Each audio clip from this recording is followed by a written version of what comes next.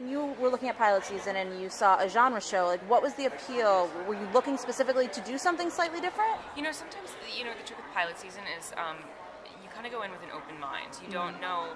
I think some people look for genres, but I think most people are just looking for a good story, like something that's a page turner, something that keeps you interested.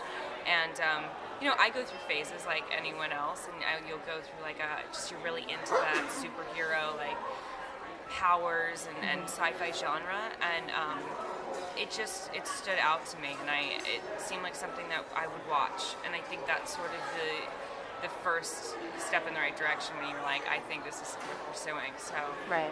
It just jumped out to me. Okay. And I mean, in the pilot, we hear you before we really see you, and she obviously has this deep connection with Steven, but it doesn't really end so well. I mean, he basically, in a way, rejects the Tomorrow People and joins Ultra. What does it look like for that relationship going forward in terms of her either trying to pull him back or just trying to help him as a kid coming into his powers? Well, they're trying to help him and trying to, help him get through this phase, this learning curve of his powers. But since they have this connection, Steven and Kara have a strong connection with the telepathy. They obviously want him to join their side. So it's a little bit bittersweet when he decides to go with Ultra. Right. I think she has more faith in him than John does. So she's kind of going on faith that it'll all work out. But what he's doing is extremely dangerous, and it's sort of playing with fire. And I think she hopes for the best, but they're preparing for the worst. Do you feel like they have, in terms of Tomorrow People and their abilities and who they are as people, do you feel like they maybe have more in common, Steven and Kara, than Kara and John, or than Steven and John? Or having this like special connection with the telepathy, I think it creates a closeness. Like it creates this ability to relate to one another on a different level.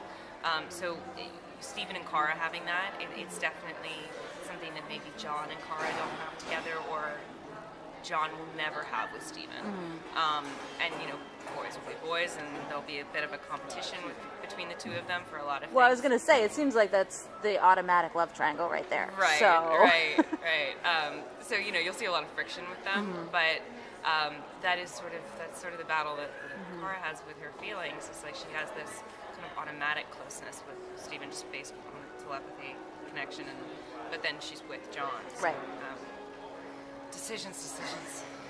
Well, but in a way, I mean, it seems almost like a good idea to keep Steven close, right? To constantly be in his head and in his ear while he's over there. Well, we're gonna explore that, because when you have this connection, you can hear thoughts. It also can be very dangerous with him working with Ultra, and that's sort of where we pick up, because if he's with Ultra, then if they sort of hack into his mind, right, it's a connection to us, and we're hiding, and we're trying to keep the information secret.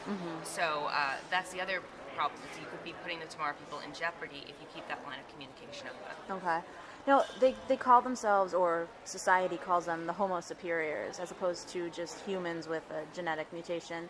Have you thought a lot about like what that really means in terms of if they are in fact the ones that call themselves that, they're kind of setting themselves apart rather than being cast out? Is that something that's coming into play in terms of the who is really responsible? It does come into play a bit.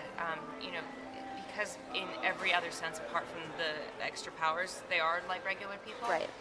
With regular problems.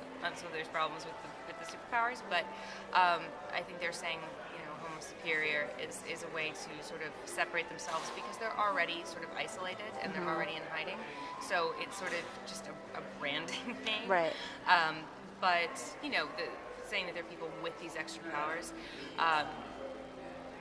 Yes, they are. They are like isolating themselves, but I think they believe that it's necessary to survive. They don't know what they'd be in for if everyone else found out, and it's a risk they're not willing to take. How quickly do you think we're going to find that out, though, in terms of maybe other people find out whether they want them to or not?